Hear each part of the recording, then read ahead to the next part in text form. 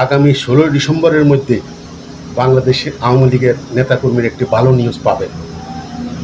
এসপার নয়তো ওসপার, আগামী 16 ডিসেম্বরের মধ্যে বাংলাদেশে এমন একটি অবস্থা হবে যে অবশ্যই বাংলাদেশ আওয়ামী লীগকে নিয়ে আগামী নির্বাচন, যখনই নির্বাচন হবে, বাংলাদেশ আওয়ামী লীগকে অংশগ্রহণ করতে দিতে হবে এবং আওয়ামী লীগকে যে বহিষ্কার করা হয়েছে, যে সংগঠনকে বহিষ্কার করা হয়েছে তা উড্ড করে আওয়ামী লীগকে রাজনীতি করার সুযোগ দিতে হবে আগাম বলে রাখলাম।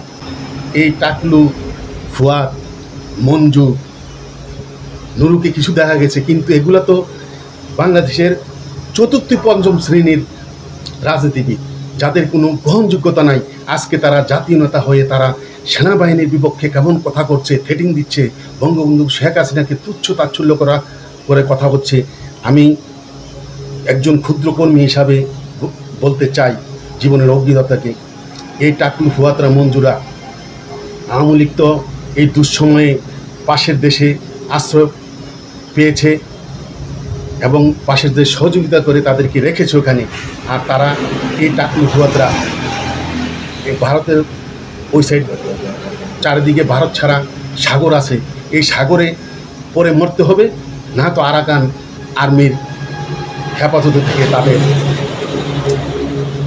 চ্যাংদোলা করে তাদেরকে উত্তম মাধ্যম দিয়ে সাগরে ফেলে দেবে। আগে বলে রাখলাম, তারা পালিয়ে যাওয়ারও পথ পাবে না। জাতিসংঘ আগেই বলেছে, আবার নতুন করে বলেছে, ভলকার ট্রুপ যে বাংলাদেশের আওয়ামী লীগকে যে নিষেধাজ্ঞা দেওয়া হয়েছে তা তুলে নেওয়া হোক, তাদেরকে রাজনীতি করতে দেওয়া হোক এবং যাদেরকে বিনা বিচারে বিনা সাক্ষী প্রমাণ ছাড়া যাদেরকে জেলখানাতে রাখা হয়েছে তাদেরকে ছেড়ে দেওয়া হোক। আপনারা দেখেছেন বাংলাদেশে বিভিন্ন জায়গায় আমাদের আওয়ামী লীগের ভাই বোনেরা জেল থেকে জামিনে মুক্ত হচ্ছে। আর যেই 6টি পৃথিবীর সবচেয়ে মানবাধিকার সংগঠন, উন্নত মানের অ্যামনেস্টি ইন্টারন্যাশনাল সহ যারা এই 6টি সংগঠন পৃথিবীর নাম করা, তারা ডক্টর ইউনূসের কাছে চিঠি দিয়েছে যে বাংলাদেশ আওয়ামী লীগকে রাজনীতি করার সুযোগ দেওয়া হোক, তাদের নিষেধাজ্ঞা তুলে নেওয়া হোক এবং যারা বিনা বিচারে আটক আছে তাদেরকে জামিন দেওয়া হোক এবং সুষ্ঠু ইনক্লুসিভ নির্বাচনের জন্য তারা বলেছে। তাই আগামী সংসদ নির্বাচন আওয়ামী লীগকে বাদ দিয়ে হবে না। আপনারা দেখেছেন গতকাল আওয়ামী লীগের 35টি স্থানে মিছিল হয়েছে। পুলিশ প্রশাসন ঘোষণা করেছে যে যারা মিছিল করবে তাদেরকে ধরতে পারলে 5,000 টাকা পুরস্কার দেওয়া হবে। আর আপনারা দেখেছেন গতকাল 35টি স্থানে বাংলাদেশের বিভিন্ন জায়গায় মিছিল হচ্ছে। তবে আমি সরকারকে স্মরণ করিয়ে দিতে চাই অতীত অভিজ্ঞতা থেকে। বাংলাদেশ আওয়ামী লীগের প্রেসিডেন্ট, এই যুগ্ম সাধারণ সম্পাদক জাহাঙ্গীর কবির নানক গতকাল একটি কথা বলেছেন যে নেতাকর্মীদেরকে এখনও লগি বইটা তাদের হাতে নেওয়ার জন্য অনুমতি দেওয়া হয় নাই। তাই আমি সরকারের দৃষ্টি আকর্ষণ করে বলবো, দেশটাকে আর গৃহযুদ্ধের দিকে ঠেলে দিয়েন না। লগি বইটা মানে পর্যন্ত যদি কোনো কারণে বঙ্গবন্ধু কন্যা শেখ হাসিনা বলে যে আপনারা যার কাছে যা আছে এবং লগি বইটা নিয়ে রাজপথে নেমে যান, তখন কিন্তু লগি বইটার সাথে কী নিয়ে যে কে নামবে তা বলা যায় না। তাহলে দেশে গৃহযুদ্ধ লেগে যাবে। আমার মনে হয় এমন একটা অবস্থা সৃষ্টি হবে যদি এই সরকার যেভাবে ঘু ধরে বসে আছে, আওয়ামী লীগকে যদি নির্বাচন করতে না দেয় আর এভাবে আমাকে সাংগঠনকে নিষিদ্ধ করে রাখে, তাহলে বাংলাদেশে 71-এ যেই মুক্তিযুদ্ধ হয়েছে ঠিক এই 2025 সালের লাস্টে 26 সালের প্রথম দিকে আবার দ্বিতীয় মুক্তিযুদ্ধ হবে, যেই মুক্তিযুদ্ধে আবার স্বাধীনতাকে ভুলুণ্ঠিত করেছে স্বাধীনতা বিরোধীরা, তার এই পতাকা আবার সমুন্নত করতে বাংলাদেশ আওয়ামী লীগের কর্মীরা রাজপথে নেমে যাবে। আপনারা দেখেছেন আওয়ামী লীগের কর্মীরা কিন্তু জীবনকে তারা উৎসর্গ করতে যায় দলের জন্য। বিভিন্নভাবে দেখেছেন, বিভিন্ন মিছিলে মিটিংয়ে এত কড়াকড়ির পরও তারা করে যাচ্ছে। তাই সরকারের বোধোদয় হোক, এখনও তারা আওয়ামী লীগকে রাজপথে আন্দোলন সংগ্রাম করতে দেন, মিছিল মিটিং করতে দেন, এবং আগামী নির্বাচনে যদি জনগণ না চায় তাহলে আওয়ামী লীগ হেরে যাবে। কিন্তু আপনারা এভাবেই আওয়ামী লীগকে দমিয়ে রেখে নিজেরও মরবেন না, আওয়ামী লীগকেও মারার চেষ্টা করবেন না। বাংলাদেশের প্রতিটি আনাজ কোনাচে যেহেতু এখন আওয়ামী লীগের কর্মীরা ঘরে থাকতে পারে না, তাই সারা বাংলাদেশ চষে বেড়াচ্ছে। প্রতিটি গ্রামে গুঞ্জে চার দোকানে একটি কথা আগেই বলেছিলাম, দেশ এক নরকে পরিণত হয়েছে। তাই ডক্টর ইউনূসকে বলবো, আপনি অতি সত্বর একটা সকল দলের অংশগ্রহণে একটা ইনক্লুসিভ নির্বাচন দিয়ে আপনি চলে যান। ইতিহাসের আপনার কথা স্বর্ণাক্ষরে লেখা থাকবে, নতুবা আপনি মির্জাপুর থেকে বড় মির্জাপুর হয়ে বাংলাদেশের মানুষের হৃদয়ে থাকবেন। আপনি যেখানে থাকেন বাংলাদেশে আপনাকে কবর দিল, সেই কবরও বাংলাদেশের জনগণ উঠিয়ে যেমন ওই নুরু পাগলার মতো জেলে করে ছাড়কার করে দিবে। তাই এখনও আপনার বোধোদয় হোক, বাংলাদেশ আওয়ামী লীগের শেষ কথা। বাংলাদেশ আওয়ামী লীগের আমার কথা যারা শুনছেন তাদেরকে বলবো, আওয়ামী লীগের অনেক নেতাকর্মীকে আমি চিনি, জানি, তাদের এত সাংগঠনিক দক্ষতা, তারা এখন অনেকেই দেশে আছেন, বিদেশে আছেন, তারা ফেসবুকে অ্যাক্টিভ হচ্ছে না। তাদের কাছে অনুরোধ থাকবে, এই দলের এই সময়ে আপনারা কর্মীদের সাথে যোগাযোগ রাখেন এবং ফেসবুকে আপনারা অনলাইনে ফেসবুকে অ্যাক্টিভ হন। অবশ্যই আল্লাহর রহমতে আমি সামনের দিকে ভালো কিছু দেখছি। তবে সবাইকে বলবো, আওয়ামী লীগের যারা আমার কথা শুনছেন, বঙ্গবন্ধু কন্যা বলেছে নেতাকে, নেতা বলতে কেউ নাই।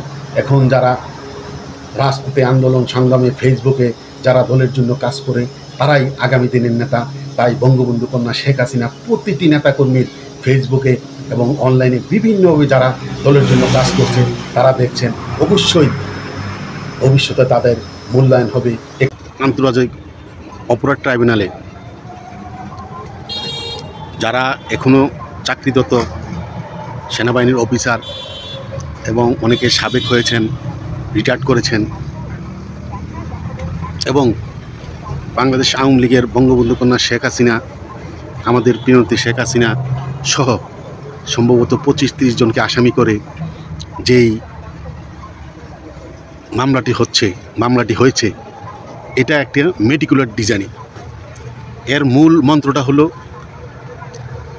এরা পাকিস্তানের গোয়েন্দা সংস্থা আইএসআই, পাকিস্তানি সামরিক যে গোয়েন্দা, এই আইএসআইয়ের প্রেসক্রিপশনে বাংলাদেশ থেকে স্বাধীনতা বিরোধী শক্তিরকে সাথে নিয়ে তারা একটা মেটিকুলার ডিজাইনে মুক্তিযুদ্ধের পক্ষের সেই শক্তির, যারা মুক্তিযুদ্ধের পক্ষের, স্বাধীনতার পক্ষের শক্তি আর্মি অফিসারদের বিচার করা হচ্ছে। তাদেরকে এই ডিজাইনে প্রেসক্রিপশনে তাদেরকে ফরমাইশ রায় দেওয়া হবে, তাদের মৃত্যুদণ্ড হবে। এভাবেই তারা এখন যে কয়জন সেনাবাহিনীকে অফিসারকে তারা কাস্টডিতে নিয়েছে, এটা চলমান থাকবে। কোনোভাবে যদি আওয়ামী লীগকে বাদ দিয়ে, আওয়ামী লীগ, জাতীয় পার্টি এবং 14 দল স্বাধীনতার পক্ষের এই শক্তিদেরকে বাদ দিয়ে তারা যদি নির্বাচন সাকসেসফুল হতে পারে, তা তো কোনো দিনই সম্ভব না। তাদের চিন্তা ভাবনা যে তারা এভাবে সাকসেসফুল, তারা ওই প্লেনে এগিয়ে যাচ্ছে। সাকসেসফুল হলে তারা এই আর্মি, পুলিশ, বিজিবি, বিভিন্ন আইনশৃঙ্খলা বাহিনীতে যারা মুক্তিযুদ্ধের পক্ষের শক্তি, তাদের প্রত্যেক অফিসারকে তারা এভাবে বিভিন্ন মামলা দিয়ে তাদেরকে এই আন্তর্জাতিক অপরাধ ট্রাইব্যুনালে তাদের বিচার করবে, তাদের মৃত্যুদণ্ড দেওয়ার জন্য এই প্রেসক্রিপশনে এগিয়ে যাচ্ছে। এরপরে যদি আওয়ামী লীগকে বাদ দিয়ে তারা স্বাধীনতা পক্ষের শক্তিকে বাদ দিয়ে যদি তারা নির্বাচন করতে পারে, তারা যে প্ল্যানে এগিয়ে যাচ্ছে পাকিস্তানের আইএসআই এবং আমেরিকার